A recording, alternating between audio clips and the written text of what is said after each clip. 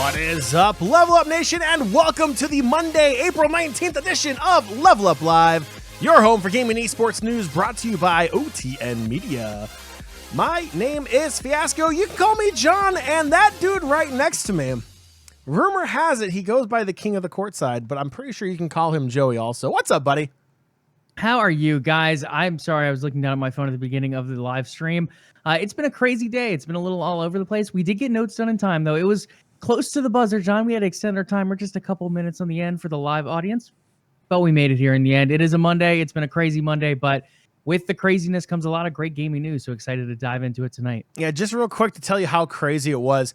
I was actually over at Joey's house during my lunch break during work today because we had some stuff we had to get done and taken care of. So, like, that's how crazy it has been that we spent during our big boy job time together, as always, Joey, because your house is like right down the street from my office. So it just happens to work out that way. Nation, make sure you follow the show on social media.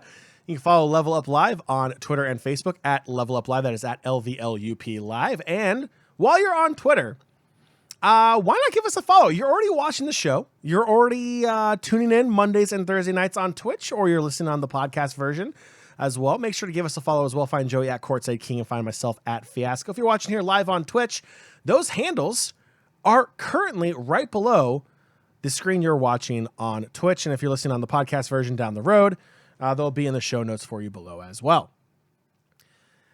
And Nation, I did tease it just a little bit. There's a podcast version of the show. LvLUp Live is available on the LvLUp Podcast. How conveniently named, Joey. LvLUp Podcast is available on Spotify, iTunes, Google Play, and Stitcher. And since you're listening to the podcast version of the show, why not leave us a review? Reviews do go a long way. Not only help grow the audience, reach new people, but giving us that critical feedback that we need to make this show what you, our viewers and listeners, want. So all feedback is welcomed.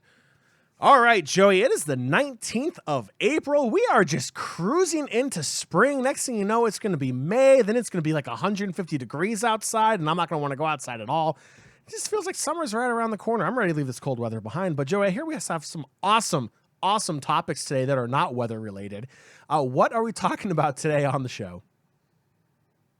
You think I know this right off the top of my head, just finishing up these notes a couple minutes ago, but looking down the line here, just because it all happened so quickly, it's almost a blur. We have a couple roster moves to talk about, one in particular in League of Legends that I want to dive into a little bit. From there, we're going to talk about Sega continuing to do some interesting restructuring that we're keeping an eye on. We have a Game Pass tournament coming up in the UK. Kind of an exciting idea here with about $28,000 on the line, so looking to dive into that. We're talking some new MPD news about the PlayStation 5 and Mario Kart. From there, we're going into Amazon, who is struggling in the games division still. That has not really cleaned up too much. So we're going to dive into their most recent, I guess you can call it a failure, problem, issue that is going on over there. Looking at a few xCloud announcements that came out today and much, much more. We had Overwatch League kickoff this weekend as well. Amazon and failure. Two words I would normally not put together. But yeah, it's kind of weird seeing what they're doing there. It's strange. It is definitely strange there. So, Joey, we have our topics, which means it is time for our drink of choice. So it's episode 235. We do not have a problem, but we are sipping on beverages again, Joey. For the 235th time, sir, what is your beverage of choice? Let me see what I found here. I'm drinking a Bauhaus Red from Barrel Oak Winery that I found just a second before the podcast started. Oh, that's very fancy. nice. I don't know if you guys can see the label. My phone, I run it really dark, but let's brighten it up here. It's got like this little dog on the front. Woof woof. Is that a dog or like a jackrabbit It's a dog. It looks like a chihuahua. I mean, a chihuahua is a dog, not a jackrabbit. Yeah. I mean, are chihuahuas really dogs? I feel like they're just oversized rats. You know what? We're not going to go down that rabbit hole. Joey, I just to play along with how busy Monday has been, this is a cup of Diet Pepsi from Taco Bell that I have spiked with Kraken rum because that is the only way to have soda is with rum. I mean, I challenge me if you feel like it. You're wrong, but it really is the best way to have soda. So throw a little Kraken in there. Joey, we have our beverages. We have our topics. It is a Monday. It feels like a Monday. But let's get right into it. Let's get right into gaming and esports news. Let's go! Absolutely. Let's kick things off with some roster moves. Not sure who's all in chat because we sent our tweet out a little bit late tonight. We didn't post on Discord, but hopefully some League of Legends fans are joining us. 100 Thieves has added legendary coach Reaper as their new head coach and they bought out Alba contract as well from Schalke. Schalke on the miracle run last summer in the LEC, then did it once again in the spring. They ended up taking out Fnatic on their way. I believe they finished in 4th overall, but they gave a good game to G2 as well. Took them to a full 5-game series before losing 3-2. In the end, Abadage, promising young mid laner over there in the LEC, has decided to move over to 100 Thieves. There's some rumors about what the deal is worth. Some saying about $1 million is what they ended up paying for the transfer clause. Again, a very expensive transfer clause for a player that is up and available in 6 months from now. With that being said, we know NA and LCS is not afraid to splash the cash. So they did it once again here. And this comes on the tail of someday being granted NA residency as well. He just got his green card, and he is now fully an NA resident for the LCS. So we're looking at now he is a resident. We have Reaper coming in as the new head coach over there, and now they have a mid laner to kind of fit into the pieces of that former Golden Guardians young roster. John, this team, again, it's starting to shape up better and better as we go. Amadage being another one of those young, talented players and kind of fitting into an already pretty young roster as well. Yeah, and they're going to have the benefit of having Reaper as their coach. Reaper, a great player in his own right during his pro career, turned to the coaching side. Jack from C9 went over to Korea one year, several years ago, to convince him to come to Cloud9 to really help just reshape that organization from the ground up. And Reaper really, up until this past year where he stepped down from his duties as head coach, he was the man behind getting Cloud9 back to the glory land, back to the top echelon of the LCS. Yeah, he had to make the tough decisions like benching half the roster because of attitude issues, because they just weren't, not just they weren't performing in scrims, but it was how they were handling themselves during scrims, how they're handling themselves outside of scrims. There's a lot of issues. And he and Jack got together and had to make those decisions. That's what a great coach has to do. It's not just the draft, the gameplay, the style of play.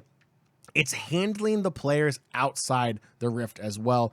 And Reaper is able to do that. A lot of players respect Reaper's career as a professional player and as a head coach. I think this is a massive pickup for 100 Thieves. I guarantee you Jack was a great reference for him going over to 100 Thieves. Jack does like helping former C9 players and coaching staffs find new jobs. I think it's absolutely fantastic. And they're picking up a solid mid laner as well, with someday getting that import slot now removed since he is now an NA resident in the LCS terms, which if all the owners had their way, we wouldn't even be talking about this right now. So I think we're starting to see 100 Thieves move in the right direction here. They were already competing fairly well at the end of last split. I can't wait to see them in this summer split. I have a feeling they might be turning even more heads now in the summer version of the LCS, and I'm really excited for it. Yeah, absolutely. And I think you spoke a lot on Reaper in particular. I mean, he's one of those coaches that he's really raised up champions before in the LCS as well as over in the LCK. You touched a bit on the LCK time, but also young players. He's been involved with academy systems as well. Like Cloud9, he was not the academy coach, but he helped raise up a lot of those players. Like Zazel, I believe, was under his watch. Who was the jungler at the time when he was there? Was it Contracts? Yeah, so Contracts coming up under him as well. So he has a lot of that experience with these young players. Now moving to 100 Thieves with someone like Closer, someone like FBI, the ability to work with those players again as a youthful talent coming up, players with potentially a very bright future and a very long future ahead of them. Now he's able to get them at a young level once again, continue to pour those graces and blessings into them as far as just his wealth of knowledge and experience with League of Legends and coaching experience in general, and then see how they just continue to develop from there on out. I feel like 100 Thieves, while mid lane wasn't terrible with Riomo, and I believe DeMonte was the other player there, at the same point, it was easily the position that could use an upgrade the most. Bringing someone like Abadage, I wouldn't say he's an instant upgrade for the price they paid, but he is going to be a talented upgrade overall. I think a little overpriced, but he should fit into that puzzle well. And again, the fact that he is young is going to be a big push as well, given the fact that all the other players are so young too. That's going to allow them to grow up together, allow them to continue to form as a team at a younger level, where you're not looking at potentially replacing a player because he's moving toward retirement, except for I guess someday is probably getting close up there at this point, but he seems to be ageless when it comes to League of Legends. So We'll see how it all continues to develop from here. But at least looking at this so far, 100 Thieves has a pretty good roster heading into the summer split with their new upgrades at coach and mid. I've been holding that cough back for a minute now. Valorant, C9, they have added Floppy and Zeppa to their C9 Blue Valorant roster.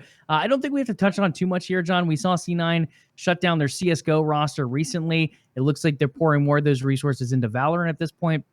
Now, again, you can argue whether one is better than the other. When it comes to Valorant, it seems like, I'm not going to say it's a better scene, but it's more up and coming at the moment. There's a little bit more room to grow compared to something like CSGO that's been around for so long. Now, with Valorant, you have the ability to make these rosters to see how they establish themselves with a league that isn't quite established as of yet either. So as the league continues to develop, you're developing these talents along with it. And correct me if I'm wrong, I believe Floppy played for Cloud9 before with CSGO, correct? Yes, I just Googled that. Yes, Floppy was on the CSGO team and will be making the swap over. Yes. I had to double check there because his profile picture and the announcement picture look like two totally different people. Yes, it is Floppy from the CSGO team joining the Valorant team. So Floppy's sticking with Cloud9. Cool. So Floppy will be around, which will be a nice addition. Someone who's already well familiar with the organization, someone who's been with them before on multiple teams. So now making that switch over to C9 Blue on the Valorant roster. Any thoughts on this roster overall? It should be good. I mean, if Cloud9 is not going to go full force with CSGO anymore and they're going to pour everything into Valorant, they must be firm believers that Valorant is going to be able to pop off to be that next big esports scene.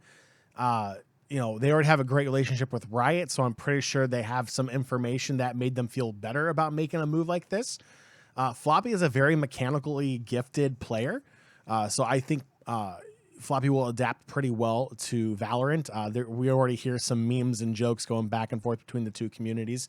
But I feel like Floppy will do pretty well. I feel like Cloud9 is building a solid team that hopefully can start bringing home some titles in Valorant. Absolutely. So one to keep an eye on there, Cloud9 in Valorant. This one in particular, Cloud9 Blue. Not too much to touch on here, but just to keep your eyes out, guys. IO Interactive, the makers of the Hitman series, they've opened a new studio in Barcelona, citing it as part of their ambitious plans for the years to come. Again, we don't know everything they're working on. We know they're working on a new 007 project. It's going to be something along the lines of like a James Bond origin story. So keep an eye out for that one, as well as potentially another project, I believe outside of the Hitman IP, but rather a new IP as well. So they're doing quite a bit of expansion. Definitely one to keep an eye on for the next couple of years.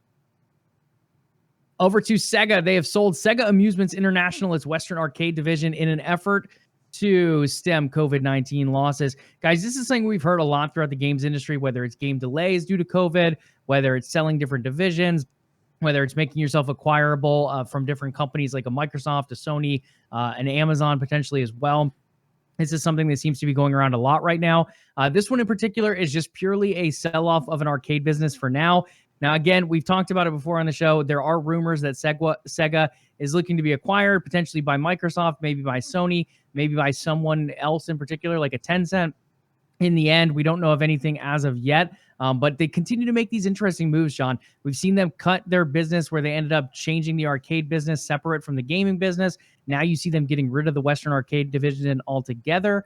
With this being said, do you think this is, again, another move toward a potential acquisition, or do you think this is just something that's happening for them to help stem losses and change their business economy? Why not both? Like you said, we're still in the COVID era. We're well into year 2. It's honestly a surprise some of the large corporations survived year 1. They're gonna have to make tough decisions and starting to kind of wean off those divisions that may not be bringing in enough money to really balance the books or even bring in a profit. Maybe they're just, losing money. They're going to have to cut ties with them. Take a look at arcades. Who's going to an arcade when this virus is essentially spread, person to person and by touching surfaces? Like, no one's going to go to an arcade. So it makes sense. Like, it's just tough. Now, Sega is known for a lot of their arcade games. They're known for the Sega Genesis, the Sega Dreamcast, the Sega Game Gear, and all the other fun stuff too. But like, they're really not doing that anymore. They're just mainly a game developing company. So if that's what they're going to focus on, kind of trimming off the edges there of your company and consolidating is not necessarily a bad thing for the survival and long-term projection of your company. Now, That being said, rumors are rumors for a reason. Yes, where there's smoke, there is fire. This could possibly be a move to make Sega a little more appetizing to be acquired. Maybe this might be, maybe Microsoft is sitting here going, you know what, I really don't want to get in to the arcade business, and I don't want to be the bad guy to say, okay, we're gone, we'll acquire you, but cut this, we're gonna get rid of you from the get-go. Sega's doing it internally, and it may be needed to get that trigger pulled for an acquisition. We don't know, but I have a feeling it's probably both. Probably a little bit of kind of budgeting, bringing their numbers together, making themselves more appetizing to be acquired. Yeah, absolutely. Definitely one to look forward to. And on top of that, in their press release, Sega mentioned subscription service models evolving the games industry. So whether you're thinking Xbox Game Pass or PlayStation Now, either or is definitely a potential factor in this move. So as Sega looks to continue to evolve their gaming services to better fit into these subscription models one way or another, it sounds like it could be an acquisition potentially, or purely to find ways to make their games more acquirable or more fitting, I guess, rather, of these particular services. So it could mean more games coming to Game Pass. It could mean more games coming to PS Now. But in the end, it looks like Sega is moving farther away from that arcade business, at least in the West, and moving toward more of that subscription model for their gaming side. Over to partnerships and investments. Fnatic, Xbox UK, and PC specialists have partnered up to host a £20,000/$28,000 tournament known as the XGP Invitational. It will feature 40 creators and 7 Xbox games. I don't know which games are being featured as of yet or who the creators are, but I do know it's going to run April 22nd through the 23rd and be available on twitch.tv/Xbox on. John, I really like this idea overall. We see all these tournaments pop up, whether it be Valorant, whether it be League of Legends, whether it be a fighting game. There's so many different gaming and esport tournaments out there. This takes a different spin, and it's more of like a marketing approach than anything. This is Xbox saying, hey, we have this service. We want 30 million subscribers by the end of the year. How do we get there? Well, we can keep running ads, and that's working great. We can keep doing deals for like the $1 a month. That works well too. But in the end, how do we continue to expand? How do we get more people? And in particular, how do we do this in areas we're not touching as much? The UK is one of those areas where they've seen a lot of growth, but they still have a lot of room to grow as well. Why not try something different? Why not host a tournament, show some of the games that are available on Game Pass? Maybe they do speed runs. Maybe they do achievement runs. Maybe it's just pure multiplayer, like who's going to win a game of these different teams. Like you could do doubles in Halo Master Chief, or maybe you speed run a smaller indie game. I feel like this is a fun way, and again, not really knowing the games here, but just the overall concept of an Xbox Game Pass Invitational seems like a fun, different, new type of marketing scheme coming out from Xbox and Fnatic. Yeah, I think the key word that you use there is different. You can tune in Friday, Saturday, Sunday and watch League of Legends. You know exactly what you're going to get. You can tune in to Overwatch League every weekend, and you know exactly what you're going to get. How often do you tune into something and like, oh, this might actually just be a fun, happy-go-lucky kind of stream where it's like a speed run, or they're playing some funny indie game or some really old game, and they're seeing how players can adapt, kind of thing. Just something that's kind of fun and lighthearted, something to just kind of, change it up. It doesn't always have to be about, competition like constant crazy like League of Legends or Overwatch. So I think it's kind of refreshing that it's a new, different idea. And if they're going to be doing something like this, where it's kind of like a little bit of everything, like you're pulling a little from A, a little from B, a little from C, a little from D, and everything, and so on, and throwing it into one show, I think that's a great opportunity for someone who is maybe involved in a League of Legends or Overwatch that kind of wants to expand to see what kind of other gaming or streaming ideas are out there. They can tune into this and be like, hey, you know what? I really like this game from, let's say, the late 90s. I can try to speed run this. Or, hey, I really enjoy playing Super Mario World. Let me see if I can speed run it. Just kind of a way just to kind of freshen up ideas and bring a little more, change to what we're used to seeing when big organizations team up with big corporations to bring a lot of these events. I like it. I like it being unique. I like it being different. I like it thinking outside of the box.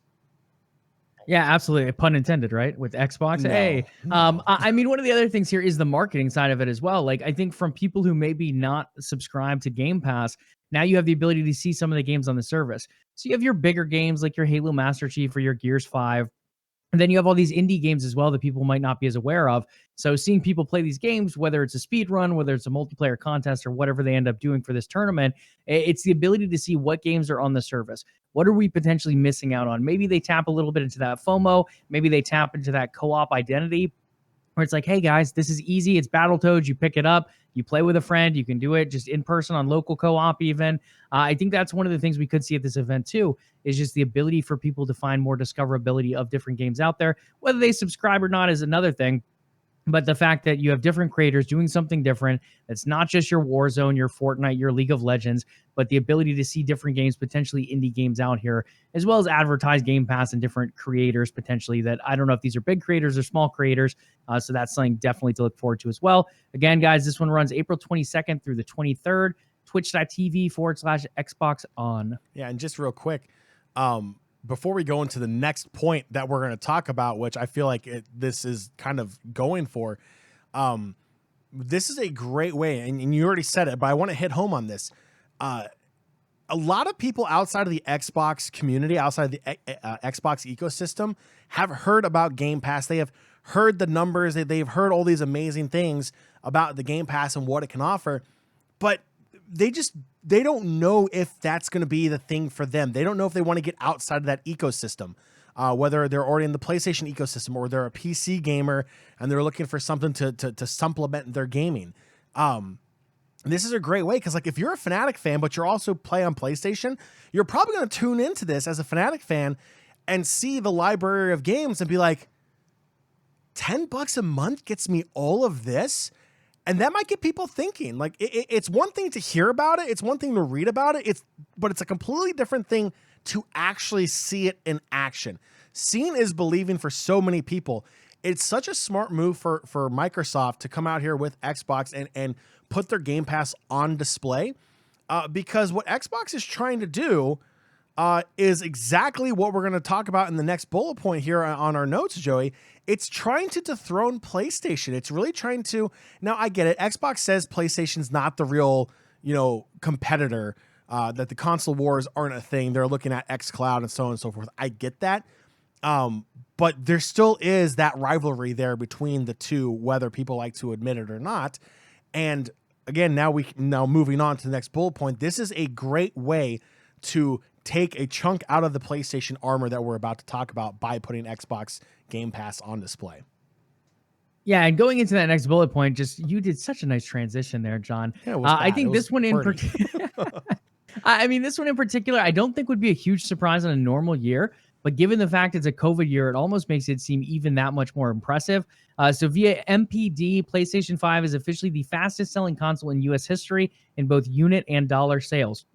So PlayStation, extremely amazing generation for PlayStation 4, did very well, sold extremely well as a console. They had a very high attach base as far as users, a number of the PlayStation games. I can't tell you the copy sold, but I know a number of them won Game of the Year. It did extremely well. PlayStation was the winning console of last generation. I know some people say winning isn't even a thing in console wars. Regardless of whether you think so or not, it sold the most and it had the highest users. It did extremely well in the PlayStation 4 generation. Coming into PlayStation 5, most people expected it to sell extremely well. It did end up changing a price right before launch. I don't think most people know that publicly, but in the end, I think that fed a little bit into this selling so well too. But John, the bigger factor is that we're in a pandemic. These AMD chips that both the Xbox Series X, S, and PlayStation 5 are using are not super well, I guess, being produced in general right now. Like, the cut rate of them being produced is so small with everything being slowed down by COVID-19. They still managed to be the fastest selling console. Not just the fastest selling of the two, but the fastest selling console in US history. So big hats off to PlayStation there and Sony getting the job done. It's absolutely fantastic. One, selling out and being a record holder in general, but doing it in a year like this in 2020 was absolutely crazy enough, and they still got the job done. Yeah, doing it in a year like this and with how difficult it is to get one of these dang consoles. I've been trying since release, Joey, and I'm starting just to give up. Like, I can't get it. I can't get the PlayStation 5. I can't get the Xbox X or S. Doesn't happen. Can't get any of them. It's difficult. So how in the world is it the fastest selling and, most selling units? How are you doing it? Give me your secrets, people. Yeah, absolutely interesting stuff. One other factor, and again, not to take away from PlayStation here, but they did end up starting production a little bit earlier than Xbox Series X and S. Xbox ended up waiting a little bit for some more technology from AMD. Now, will that be anything in the short run? Probably not. Will it be anything in the long run? We really don't know yet. But it was about a 3 or 4 month difference. So that's definitely something to keep an eye on because I don't think PlayStation would have had their record broken by Xbox. But I do think the Xbox Series X and S would have broken the Xbox One record. So I think you would have seen both records broken in 2020. PlayStation still would have sold the most overall between the two, but definitely something to look at as we move forward as well. Speaking of PlayStation, John, this is a positive move by Sony as well. Positive news back to back for Sony this week. So weird. Sony has decided to shift gears and reverse their decision to close down the PS3 and PS Vita stores later this year. They're still going to plan on closing down the PSP store. I believe it's like July 2nd, if I remember correctly. So if you want PSP games, go ahead and buy those now. You have about, 3 months-ish to get those bought before that store closes down. But this is great. Jim Ryan came out and said, upon further reflection, however, it's clear that we made the wrong decision here. He goes on to say the PS3 and PS Vita will remain open. So a big win for gamers here. Again, we talked about it with Xbox when the Xbox Gold or Xbox Live Gold or whatever, they did the price hike. They pretty much doubled the price without giving too many extra services involved. Then people said, hey, we're not going to pay this. This is not fair. You're not giving us anything else for this increased price. Let's go ahead and not have this happen. Xbox, about 24 hours later, decided to change it. PlayStation here a little bit longer. I think it's been about a week since we mentioned this originally, but they have now come out and said, hey, we're going to reverse this decision as well. So I think overall, regardless of your PlayStation or Xbox, these are two back-to-back wins for gamers. Gamers have come out and said, hey, we don't like this, and they've got the companies to change it. Xbox with the Xbox Live price change, and now PlayStation here with the stores closing. Again, I don't think too many people are buying from these stores right now. But in terms of PlayStation not having backwards compatibility currently available for PS3 and PS Vita, this allows those titles to, I'm going to say, remain as an ability to be showcased and purchased and played through. The ability to still touch into that history of PlayStation versus your Xbox that does have those available through backwards compatibility. It won't really hurt if the Xbox 360 or whatever store shuts down. Shutting down the PS3 store, unless you can find a hard copy of the disc, it makes that game pretty much not available moving forward. So at least for now, we don't know if they're working on backwards compatibility for PS3, but this does make those games still accessible for someone looking to dive into them and some of the history of PlayStation. Okay, so I don't want to get all of our PS3 listeners excited about this. I still firmly believe Sony will shut these stores down. It's not going to happen in 3 months, though. This is typical Sony. They will backtrack on it now, and then give it 6, 9 months, maybe a year. And I guarantee you this will be back in the news. They do not want to continue to support 2 generation old consoles. It's not in their best. Okay, can I cut in? I have a theory, and I'm curious to get your thoughts in this same line. So one of my thoughts, again, now I could be completely wrong. It's just something that crossed my mind, and maybe it's because I'm playing a little bit of a negative thought here. But so there's a ton of people on Twitter that are outraged by this. And the outrage on Twitter could be the reason we saw it change. But my other thought is all of these people also went out and just spent a ton of money on the PS3 and PS Vita stores so they could buy these games before they shut down. I'm wondering if some of that factored into the decision of keeping these stores open. So I feel like if it did, Sony's definitely not paying attention. Anytime you announce you're going to end something, you're going to see a spike. It just happens.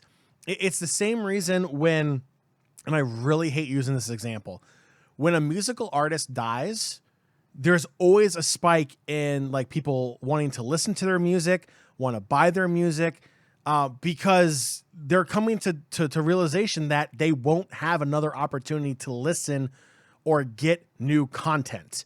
Same thing in essence with the PlayStation 3 store is that when Sony comes out and says, hey, we're not going to support this, we're going to kill off the PlayStation 3 store. Yeah, there's going to be an uptick in traffic. Like, prime example, the XFL, Joey, here in DC, the DC Defenders, when they announced they were shutting down, all of their stuff went on sale. Like, I got a quarter zip pullover jacket for the XFL Defenders, regularly retailing at $80. I got it for $15.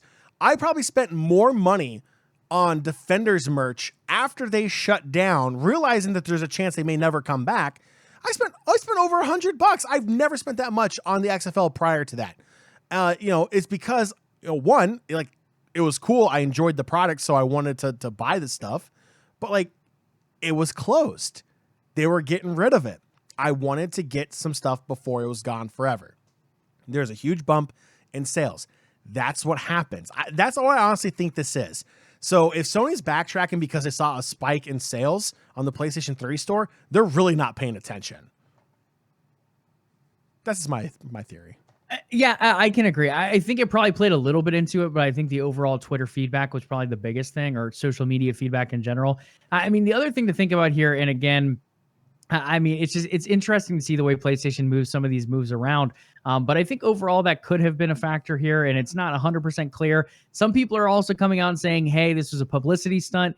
Similar to Xbox guys, I really don't think this is a publicity stunt. I think this was Sony purely saying, hey, we're going to go ahead and shut these stores down. We don't see much use on them. There's no reason for us to put resources and time and money into them anymore to maintain them.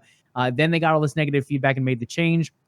I really don't think this was premeditated. I don't think Sony had the intention of reversing this decision when they originally made it. Believe what you want. I personally just do not think that is the case. Moving forward to another MPD stat, John, Mario Kart 8 is now the best-selling racing genre video game in U.S. history. This most likely includes the Wii U and Switch versions, but it was not clarified in the report. I think based on the record being broken here, it probably does mean both were included. But hats off to Mario Kart 8. I don't know if this means we get a Mario Kart 9 anytime soon, if this game is still selling as well as it is. But go ahead and keep an eye out for that one, Mario fans. Once again, Mario games absolutely popping off. Next up in the news is Respawn. Respawn Entertainment has announced Apex Legends Mobile. John, our biggest mobile gamer here on the show, they're going to be kicking off regional beta tests later this month for those in India and the Philippines. I am probably not going to download this game, but I do think it'll do extremely well. You look at PUBG Mobile, how it's doing over in India and Asia in general. You look at Call of Duty, I think it's just called Call of Duty Mobile. That's doing well in Asia, but also well over here and in Europe. Just in general, some of these mobile games and some of these mobile shooters have done extremely well. Fortnite Mobile makes a ton of money each month. So Fortnite, PUBG, and Call of Duty alone have done extremely well. Now you're looking at EA trying to expand more into the mobile market, and Apex Legends will be their next title to do it. I think it'll do well. I don't know if it'll absolutely pop off, but I think it'll be a pretty well, I'm going to say a great success, but not a success on the level of Fortnite and Call of Duty Mobile. Not great success in the fact that Joey has admitted he will not be downloading this title onto his phone. And he's too humble to tell you this. The reason he's not going to download it, he doesn't have any more space. He plays for real. so many mobile games on his freaking phone. I don't even know how he has an address book in his phone. Like all the apps sound like he has no room for music. He has no room for pictures. This man is constantly either connected to the iCloud, uploading everything, or, just playing mobile games on his freaking phone. Like, he's constantly mobile gaming. This is just not enough to clear. Not quite that crazy, but I do have about a handful on there for sure. Anything else on Apex? Will you be dropping mobily, good sir? No. Clean and simple. Yeah. I'm like the worst person to ask that question to. Hey, John will not be participating in Apex Legends Mobile. I will not either, but hopefully some of our listeners share of LvLUp, whether they be live tonight or listening to the podcast later down the road. If you are interested in checking that out, again, that one starts dropping. It's going to be regional beta tests first. I don't know if we have any listeners in India or the Philippines, but you guys are first on the list, and then we'll see what comes next after that. Over to Amazon. John, Amazon Games, they have been a struggle bus. Amazon can get your deliveries, and they can do that in 2 days, but developing a game cannot be done in 2 years. It feels like, as a 2-year-old Lord of the Rings project has now been canceled. This was going to be a Lord of the Rings MMO that they were developing for PC and consoles. I believe it was co-developing with Tencent. This follows the failed launch of Crucible. We talked about Crucible last year. It came out. It didn't do too well. They ended up pulling it back into, I believe, an open beta stage and then a closed beta stage before canceling it about a month later. Then you had the delay of New World this year. New World was supposed to come out, I believe, in spring of 2021. Now that is looking like a fall 2021 release. Now, again, that one still has a potential promise to it. I feel like a lot of people are still looking at New World as a potentially pretty strong MMO. We'll have to see how it ends up looking, assuming it does actually launch here later in the fall. But with Amazon so far, it's been pretty shaky overall. This one in particular, the Lord of the Rings MMO getting canceled about 2 years into development, supposedly due to a dispute with Tencent. So I don't know if that was something along the lines of the Lord of the Ring rights or how that's going to be distributed, maybe here, maybe in China or Asia in general. So not 100% what the dispute was, but again, it's been so turbulent for Amazon trying to get these games out. And this is another big project, another big potentially IP being canceled here. But have no fear, Lord of the Ring fans out there. Amazon is still going forward with the Lord of the Rings TV show that they're going to put together. And Joey, it was originally going to cost about $250 million. Now reports are coming out saying they're going to pour $465 million into season 1 of Lord of the Rings. Rumors have it they may have reallocated some of the budget to the TV series. But regardless, if you're probably going to be playing the Lord of the Rings MMO, you're probably going to be watching the TV show. So, Joe, I'm going to go ahead and just throw this out there. This better be a freaking amazing Lord of the Rings TV show put on by Amazon if they're putting the 2 years worth of budget for the MMO into the TV series. I expect to be blown away by this, and I really hope I'm not going to be disappointed. Right. And we don't know if that money was exactly allocated there, but it is fishy seeing that it does move up. I mean, again, we don't know the game's budget exactly, but it does feel like similar to what we're seeing movement-wise there. And that, I'm pretty sure, makes it the most expensive TV show for one season ever released. When it eventually does release, assuming it doesn't get canceled due to some kind of dispute. So we'll keep an eye out for that one. But again, it felt like the plan, and I could be wrong, John, I feel like the plan was originally, let's bring out this TV series, let's drop this MMO, and let's bring the fans together. So if they're hyped about the TV series, they're going to check out the MMO. If they're playing the MMO, they're going to get drawn into the TV series and do a little cross-contamination there. But in the end, you're only going to get one of these two coming out. And I think it's a big hit to the games division once again. This is Amazon trying to launch Luna, trying to give people a reason to go into their cloud streaming ecosystem, but yet you have NVIDIA still doing pretty well with GeForce Now. You have xCloud now releasing on 2 new platforms we're going to talk about later with iOS and PC. They're looking at consoles as well. So it just feels like Amazon is so far behind the game. Similar to Stadia, Google pulled out. They said they didn't want to continue. I mean, they are still supporting Stadia technically, but they got rid of all their first-party studios, so they're not going to have first-party content. Amazon has been struggling to get that first-party content out, and now you're up against NVIDIA, who has all these amazing partners in the PC gaming industry. You look at Microsoft, who is deeply in PC and console and now has all these partners, along with like 25 first-party studios. Amazon, just like Google, seems to be falling behind. Even though they're this trillion-dollar company, they're having a very hard time keeping up in the games industry, minus their acquisition of Twitch, which is popping off in and of itself. The game development side, not quite as much. So definitely want to keep an eye on for there, guys. Again, Lord of the Rings MMO canceled. I don't know if we'll hear anything else on that or if anything else gets renegotiated, but at least for now, it sounds like that will not be happening, but the TV series is still a go, and a very expensive one at that. Microsoft's xCloud is set to start rolling out to iOS users tomorrow. The updated service is browser-powered, and this is to work against Apple's stringent store rules. So the way this is going to work, if I'm understanding it, is Apple said, if you're going to release games on our service, you have to release individual apps for every single game, or you have to release a preview of each of those games and then find a way to link in to some other type of browser-based service. So to my knowledge, Microsoft is releasing kind of like mini demos where you can check out a game for a limited amount of time or whatever, get your hands-on feel for it. And then from there, they're going to direct you to either I think you can use an Edge browser, a Chrome browser, or a Safari browser, if I remember correctly. Pretty much anything with that Chromium feel to it. You'll be able to go onto that browser and then eventually play your game through the cloud. Not the cleanest way of doing things. People are mad at Apple for it. But in the end, iOS users do get a chance to play xCloud. At launch, we're looking at 100-plus games accessible, made possible through a partnership with Rainway, helping get that browser-based gaming service available, the ability to use the browsers in a highly mobile way that's going to allow for pretty fast load times and the ability to access that cloud. On top of that, we heard a couple other rumors, John. xCloud will eventually be available on consoles to run PC games. We know consoles already have full keyboard and mouse support. Now the ability to run maybe some of those more powerful PC games that you couldn't run on a console or that weren't available on a console will potentially be available via cloud later this year or later next year. And on top of that, the server blade upgrades are moving forward. We're looking at Xbox Series X server blades for the cloud processing for xCloud, and those are going to be coming in. They're currently in internal testing, so looking at probably launch sometime later this year. So overall, John, a lot of stuff here about xCloud. I'm excited as an iOS user. I tested the service back in, I think it was September 2020. And then since then, it got pulled off of iOS. Apple said, hey, you got to do all these things to be able to play it. And Microsoft said, we don't want to do that. And Amazon said the same thing. So Amazon and Microsoft looked toward browser-based cloud services. Now finally having the opportunity to play this hopefully tomorrow or at least in the near future. I'm kind of stoked to give it a try. I'm kind of curious to see if Apple will find a way to block it. I mean, as stupid as that sounds, just like everything Apple has done that we've talked about here on the show, for like what feels like the better part of a year, almost like this lawsuit with Fortnite and Epic Games, and the blocking of xCloud and other cloud-based games and the App Store and so on and so forth.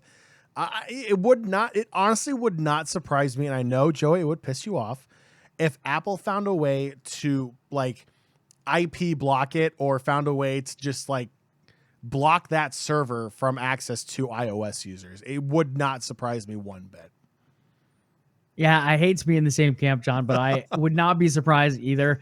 It's one of those things that, again, I don't want to use the word anti-competitive, but it has come up here and there with certain committees where Apple feels like Apple Arcade, I believe is the name of it, should be the premier gaming service on their devices, which is somewhat understandable in certain senses. But blocking other services like NVIDIA or Amazon Luna or Microsoft xCloud does end up, let's say, pulling up some question marks with certain competitive practices. So we'll see how this one goes. To my knowledge, it is approved and it will be moving forward. And again, this is not just iOS. It'll also be on Windows 10 PCs. So maybe you're running one of those toaster PCs that is not quite on the level of being able to run these high graphic fidelity games. This supposedly, at least once the Xbox Series X blades get installed, will have the power to take that to your computer. Now, you might get some lag. It might not be fresh and clean, like instant input. I think some of it's going to get better and better as the years go on, but at least for now, you'll probably have some lag. But regardless if you're on grandpa's 15, 20-year-old laptop or if you're on a brand new PC, you should be able to run these games via cloud, via a browser. Will it work on Windows 95? I think it has to be Windows 10. Oh, no dice for me, sir. I still run Windows XP. That would be hilarious. No, that would explain why we lag on the show every once in a while. Here we are. Yeah, I think it is only Windows 10, so it'll have to be a not so powerful computer, but a newer computer. We'll have to see how that shakes out as it continues moving forward, though. Moving into a couple games, updates, and leaks, fans are speculating that there could be a Metal Gear Solid. A little bit of news potentially coming out this week after the official Twitter account posted a cryptic tweet last week stating, and I quote, "Tom, we talked about this. Please check your codec each morning for meeting updates and evacuations in case of PMC incursions." A little bit of a space, and we have visitors coming next week. So finish cleaning the vents and make sure the flags are all hung properly, but do not touch the C4 this time. John, I know you're a huge Metal Gear Solid fan. What are your thoughts on a potential Metal Gear Solid either remake or new game or spin-off game announcement potentially coming this week? I'm the wrong person to ask for this. I'm going to tell you why. I know. That's why I asked you. I'm excited to hear this answer. I'm very biased. The fact that the original creator, if they do a remake or if they release another one, has nothing to do with the series, has nothing to do with the new game. The fact that that's going to happen bothers the you know what out of me. The last Metal Gear Solid, they replaced the original voice actor of Solid Snake, David Hayter, with Kiefer Sutherland. Triggered.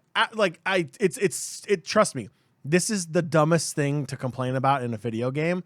But that's like, you don't mess with a video game series people grew up with. And this is what's happening. I want to be excited. I am excited. I'm totally excited for this, but I'm also terrified. It's just one of those things where it's like, yes, I want more Metal Gear Solid. I want that storyline to continue. I would love to see a Metal Gear Solid, possibly a Metal Gear Solid remake. updated graphics, maybe a little bit of an extended story on it, I think that would be fantastic. It really would. But it just feels wrong that the original creator is not going to have anything to do with it.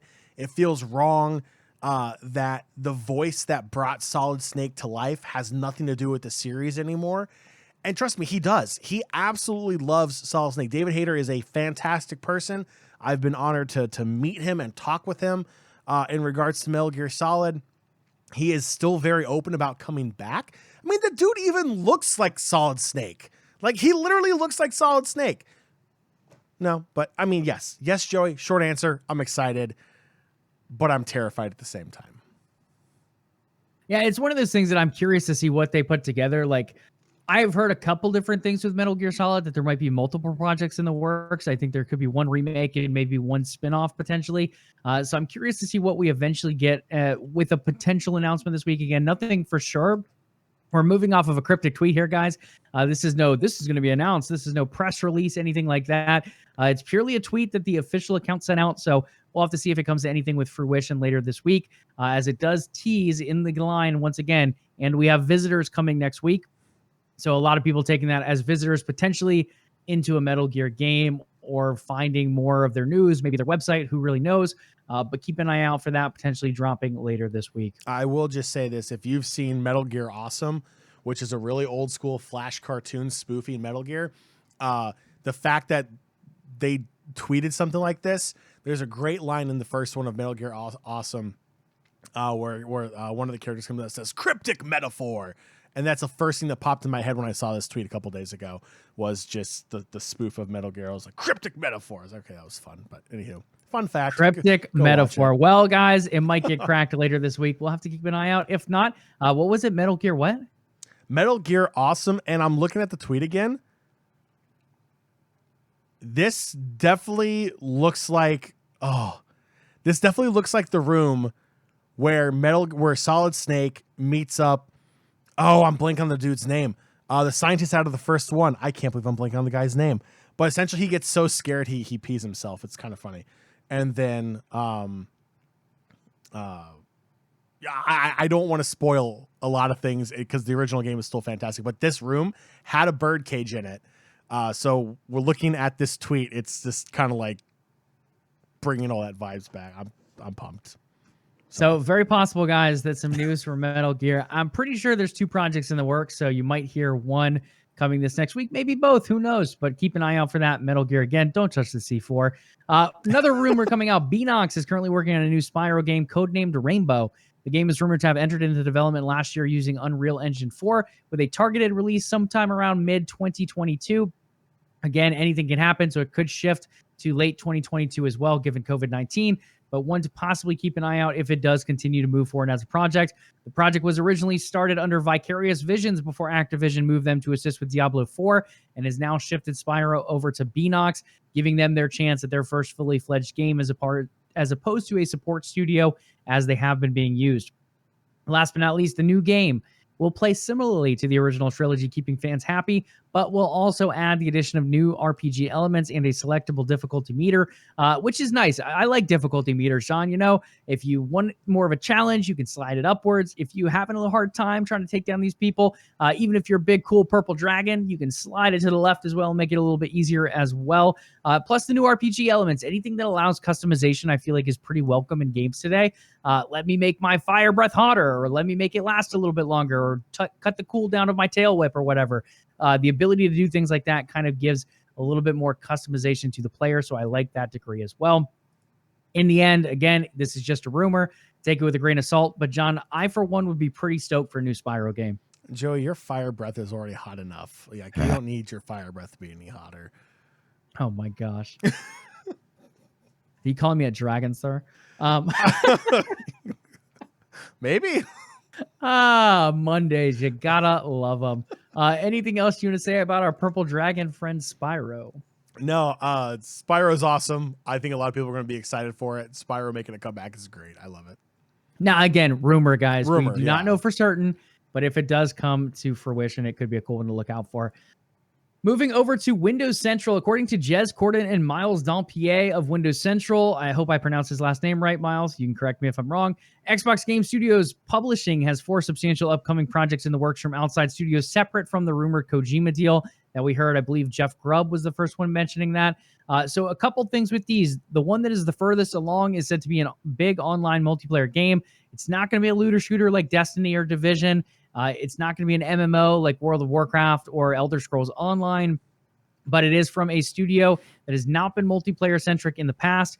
Now, John, we've seen this go very wrong before in the past. So BioWare being one of those studios that is known for deep single player campaigns. They did Mass Effect. They had a little bit of criticism on Andromeda, but overall the Mass Effect trilogy did extremely well. Dragon Age also very well received. Then they released Anthem, their first jump into the multiplayer space. Anthem is no longer a thing unless you look through discount bins at this point. So it's one of those things where studios looking to move from single player to multiplayer, some have worked extremely well, some have worked not so well if you look at BioWare in this recent case.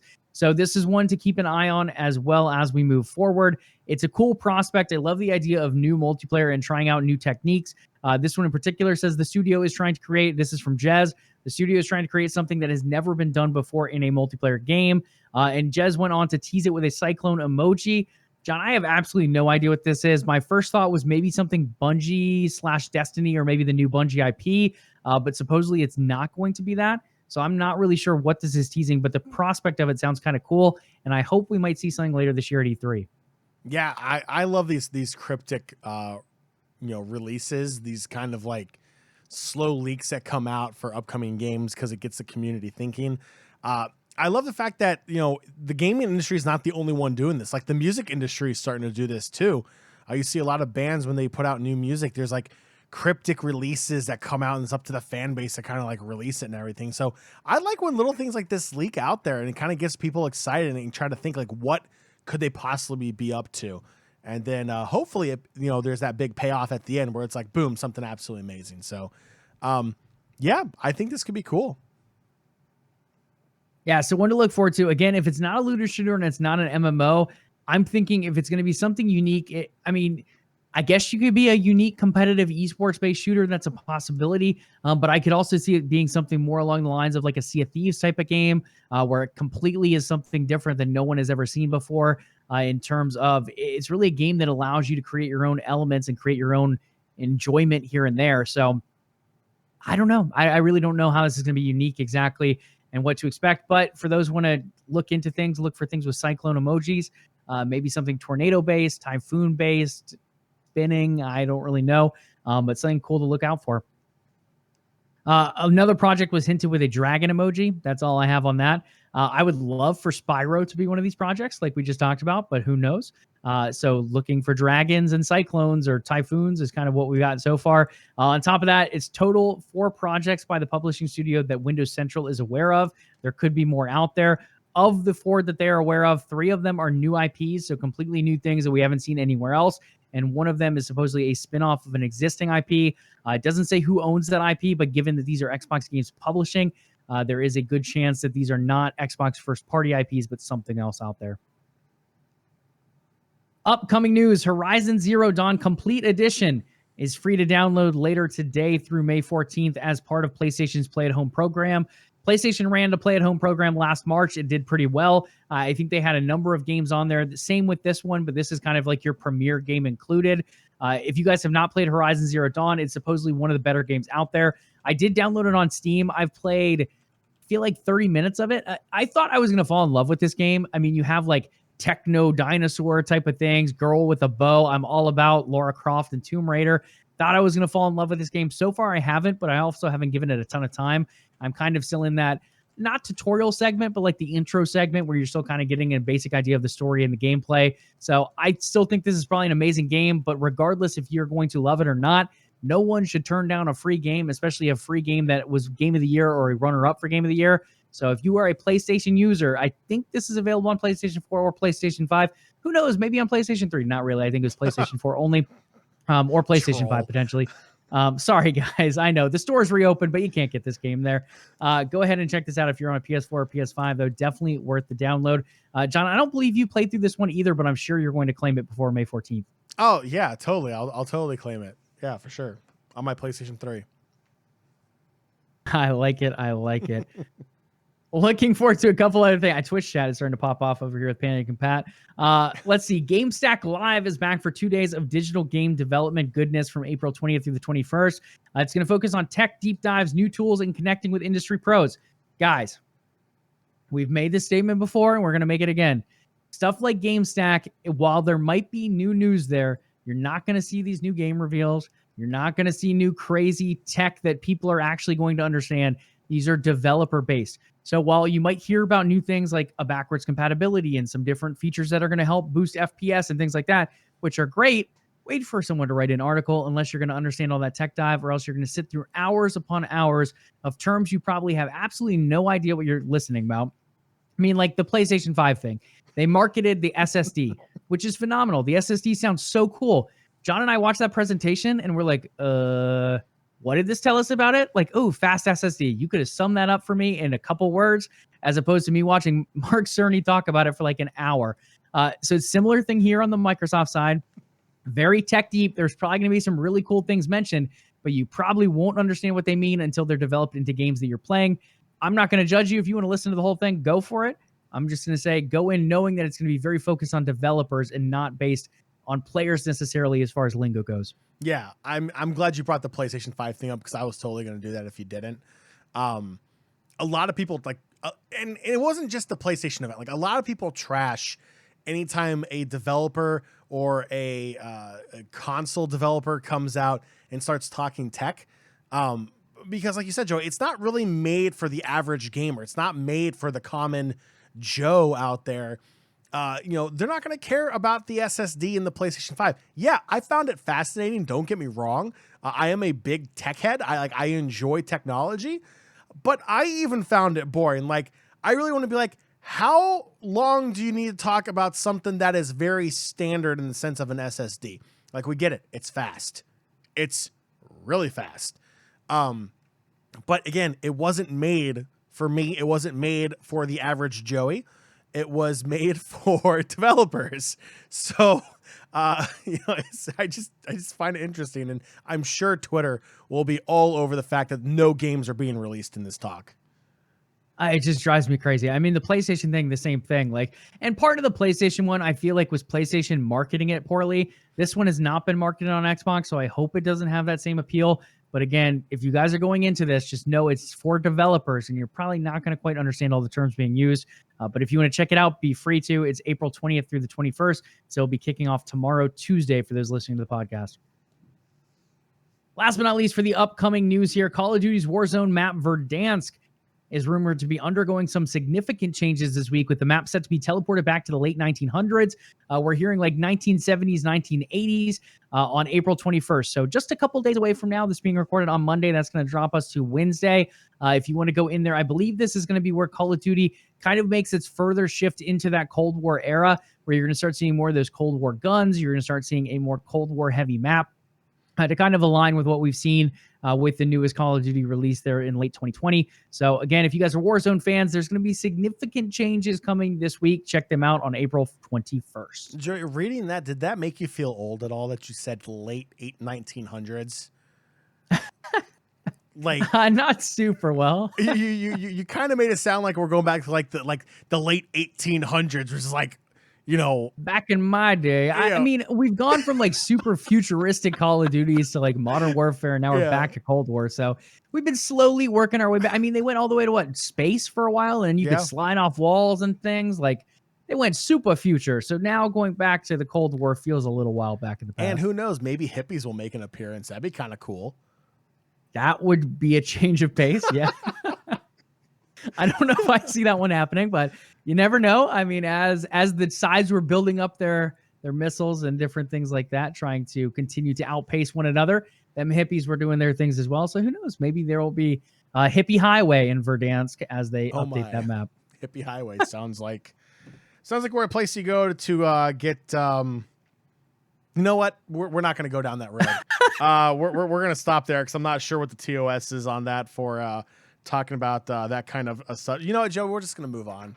We are going to move on, just like Call of Duty, as they update their map later this week. Again, April 21st for Warzone players is the time to go ahead and check that one out.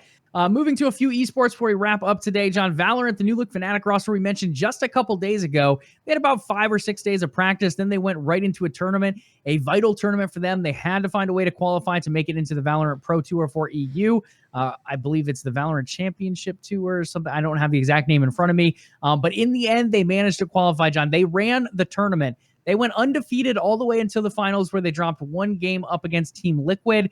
In the end, Fnatic took the series 3-1 over TL. Talk about a crazy change. You changed 2 of your 5 players on a roster. You have your backs against the wall going into this tournament. You have to win to move into the series, and you find a way to do it on such a brand new roster. Absolutely phenomenal. Again, I am a Fnatic fan, so take it with a grain of salt from my perspective. But regardless of what team you follow, the ability to change out 2/5 of your roster and then run a tournament up against a strong team like Team Liquid in the finals is incredibly impressive, in my opinion. You're just going to give me a smirk and we're just going to move on? I have nothing good to say for you, Joey. Nothing good to say for me. Well, John, I have something good to say for you, and that's the Overwatch League. It has returned. The Overwatch League returned on Friday, April 16th, and we had some great action right from the get-go with a battle of Houston. The Houston Outlaws taking down the Dallas Fuel 3-2. A number of other good series throughout the weekend as well. I think probably your next biggest one, I mean, there were a couple others that were close. Houston Outlaws, their other series against the Shock. They did upset the champion Shock 3-2. And then we have the Toronto Defiant go the distance up against the Atlanta Reign as well in a 3-2 victory. I think the first game of the tournament was probably my favorite one, though, the Outlaws versus the Fuel. Again, it's that Texas Central matchup. You have a good little rivalry there between Houston and Dallas, whether it be Overwatch League or just sports in general. Now bringing it to the Overwatch League and continuing to build on it season after season. I thought it was a great way to kick off the new season, and I think they did a phenomenal job jumping right back into action in a great rivalry like that. Like what cracks me up about this is that Houston was definitely favored in that matchup against Dallas, and it went 5 rounds. It should not have gone 5 rounds. Houston should be able to almost do a clean sweep. Dallas came out, they played incredibly well. I'm not trying to take away anything from them, but this is so stereotypical Houston Outlaws. They struggle against the Dallas Fuel, which they should have beat 3-1 at the worst, right? Goes all 5 games, then comes back and beats the San Francisco Shock 3-2. Like, it just blows my mind. Like, how in the world do you struggle against Dallas but pull off the upset against San Francisco? It just blows my mind. It's great. It's exciting. That's what Overwatch League is. I was incredibly excited to see that. But it was one of those things that make you scratch your head and go, you struggled against the Fuel, but you took it home against the Shock? It's so awesome. Well, it's one of those things too, like what a better way to start a opening weekend as well. You come out with this crazy tight matchup that no one expected to be as tight as it was. Then you have this upset later down the road as well. So you just get that fun action right from the get-go. You have teams already defying their ratings, whether it be pro ratings, whether it be fan ratings, coming out and saying, maybe we should be rated a little bit higher or a little bit lower, depending on how they performed in week 1. Now it is week 1. You're going to see adjustments as we go. But for a week 1 of a league kicking back off, I think Overwatch League had a phenomenal week 1 to kick things back off. Last but not least on today's show, John, we got to just briefly touch on MSI. We'll dive into the teams and everything later on, but MSI 2021 will be taking place in Iceland this year, and it's set to kick off on May 6th. Due to travel restrictions, there has been a slight change. The VCS participant Vietnam's League will not be sending a team this year. I believe it was Gambit that was going to make their way, if I remember correctly. Or no, it was Gigabyte Marines, actually, I believe. They will not be making their way this year. Yeah, I know. It's such a bummer. And this happened last year, I think, for Worlds. Vietnam just has so many strict COVID restrictions right now for travel, which is understandable for a number of reasons. But unfortunately, it will roll over into another international competition for League of Legends. This year, not sending a team to be representative at MSI for their region. In the end, we're still going to end up with a number of teams, though. And just to briefly give a look at those groups, we'll dive in more to our thoughts on these groups later on another show. But for now, Group A is Royal Never Give Up, Unicorns of Love, Pentanet.gg. Over to Group B. Group A, by the way, is the group that was going to have Vietnam in it. They're not going to reshape their groups. They're just going to keep it as 3 teams. 2 of those 3 teams will move on and advance into the next round. Group B, we have Mad Lions, PSG Talon, Istanbul Wildcats, that's a new one, and Pain Gaming over there. And then in Group C, we have Dam One, Kia, because they have a new partnership. Phenomenal world champions. They just got their skins. They're going to come out in May, looking very strong. They get paired up with John's boys Cloud9 in there, as well as Infinity Esports, and then Japan's Detonation Focus Me. So you got some pretty good groups overall, John. I feel like most of these are somewhat predictable of who's going to finish in the top two. Again, a bummer that Vietnam is not able to make it out there. As a potential upset team, we've seen Gigabyte Marines do quite a bit of upsetting in the past. But for now, they're not going to make it this time. We still end up with some pretty good teams overall, and I think some good MSI action to come. And LCS gets screwed over with the group placement. Unbelievable. Look, League of Legends is an NA game. Why do we shoot ourselves in the foot in international competitions? I just don't understand. Like, why? I mean, it's not a terrible group. Like, okay, Dam One, I would be very stunned if Cloud9 beat. Yeah. But I think the other teams are beatable. Like Infinity Esports, they're good, but they're not great. Detonation Focus Me, they've had some surprises on world stages and MSI stages before, but I feel like Cloud9 should be able to beat them. So, like, if I had to assume this group's going to fall out the way it does, I would think Dam One, then Cloud9, then Detonation, then Infinity. But who knows? NA always finds ways to surprise at international competitions. I hate you so much. I mean, as an NA person here, I'm hoping they do well. I would love to see Cloud9 just run the table here and say, hey, we're going to give the NA team another slot at Worlds to not make it out of groups with, but we'll have to see what happens. We'll just wait it out for now. Look, as Cloud9 being the only NA team to consistently get out of groups, I find that last statement offensive. How dare you put us in the same boat as Team Liquid and TSM if I was to throw other teams under the bus, but I would never do that, Joey. No, I mean, you could throw 100 Thieves in there too. They have a new coach and a new mid laner. Maybe it helps things out.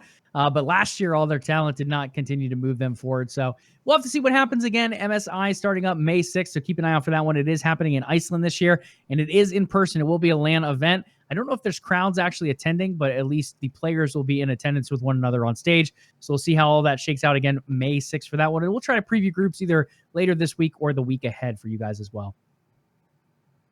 I think that does it, sir. I think we can wrap up on that. We talked about a bunch of game leaks. We dove into some new up-and-coming things. Again, guys, if you're a PlayStation 4 or PlayStation 5 user, please go ahead and get Horizon Zero Dawn Complete Edition before it goes away on May 5th, 14th.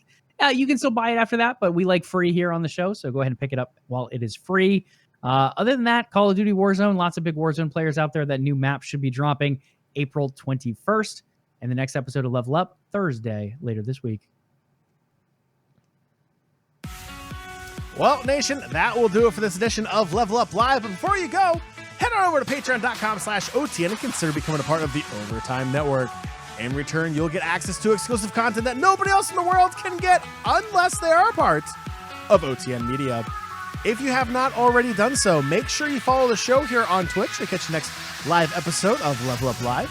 If you listen to the show on our podcast feed, leave us a review. LvLUp Podcast is available on Spotify, Stitcher, iTunes, and Google Play. We would love to hear from you. In fact, we love to hear from the community so much there are multiple ways for you to reach out to us. Joey, what are some of those ways? Absolutely, John. LvLUp Nation, follow the podcast on Twitter at LvLUp Live. That is LvLUP Live. In addition to that, you can follow the umbrella company OTN Media on Twitter and Facebook as well at OTN Media, and also on Instagram at OTN_media. Last but not least, follow us on Twitch. Go ahead and hit us up with one of those Twitch Prime subs as well. That'd be very much appreciated. Or just come hang out and chat. This show, twitch.tv/OTN Media, Mondays and Thursdays at 8 p.m. Eastern Time. All right, make sure you tune in this Thursday, April 22nd, as we cover the latest and greatest in gaming and esports news. Do your ears and eyes a favor. Hit that sub and follow button on Twitch to know when the next episode is ready for your listening and viewing pleasures. We'll catch you all on Thursday. Have a fantastic week. Remember, be nice to your fellow gamers online, and as always, Level up.